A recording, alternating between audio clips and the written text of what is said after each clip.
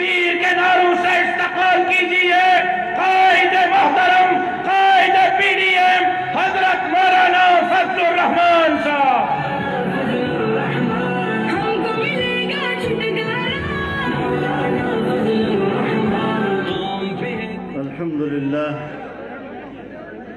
الحمد لله وكفى وسلام على عباده الذين اصطفى لا سيما على سيد الرسل وخاتم الأنبياء أما بعد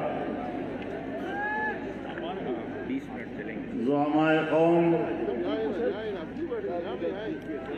میرے بزرگوں، دوستوں اور بھائیوں،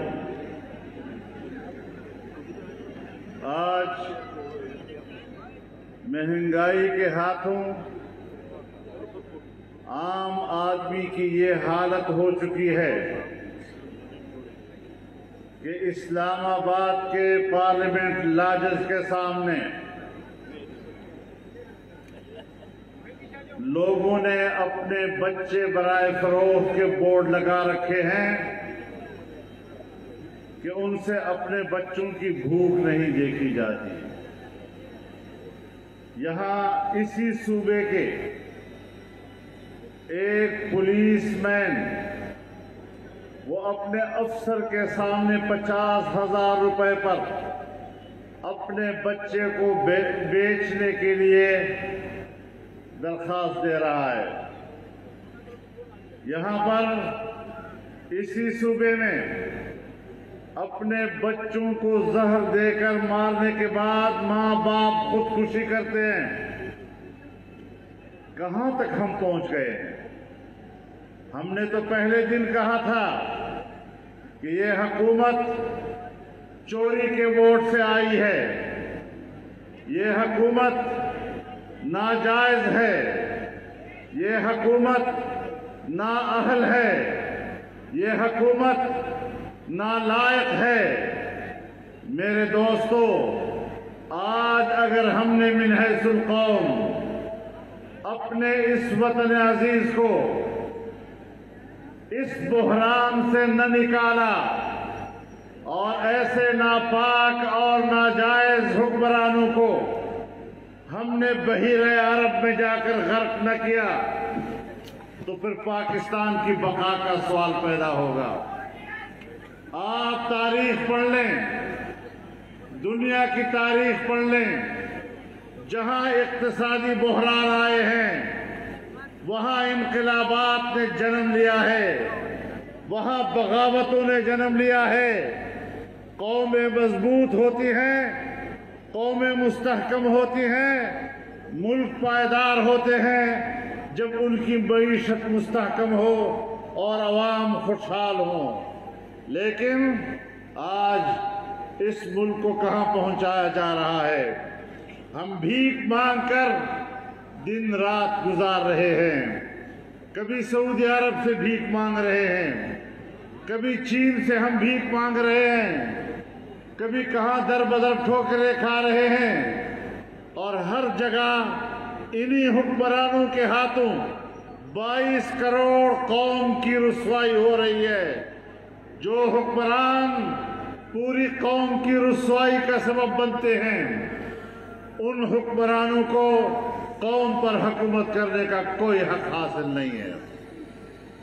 میں ان حالات میں آپ کو سلام پیش کرتا ہوں کہ آپ نے کراچی کے شہر میں ان حالات میں جبکہ ہر طرف سے مایوسیاں ہیں، نوجوان مایوس ہے، مزدور مایوس ہے، چھوٹا دکاندار مایوس ہے، ہر کاروباری آدمی چاہے وہ استاد ہے چاہے وہ وکیل ہے، لیکن آج ہر ایک مایوسی کی طرف جا رہا ہے۔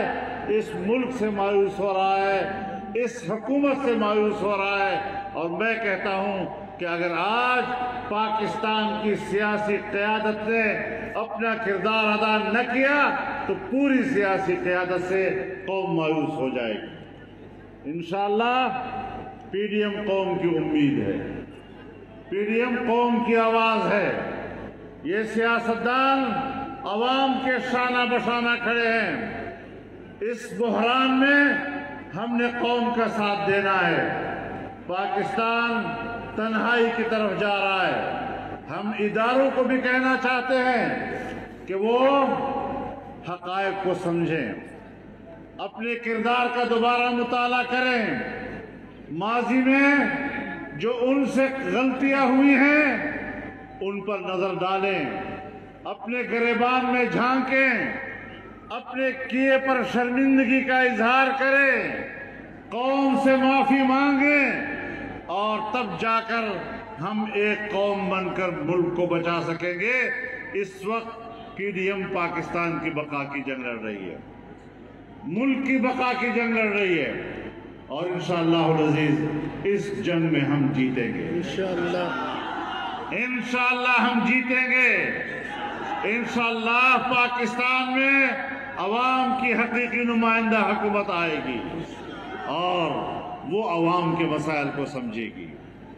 جو ہوا میں اڑ کر آئے اور اقتدار پر مسلط ہوئے انہیں پبلک کا کچھ پتہ نہیں ہے، ان کے سامنے ایک تخیلاتی دنیا بنائی گئی۔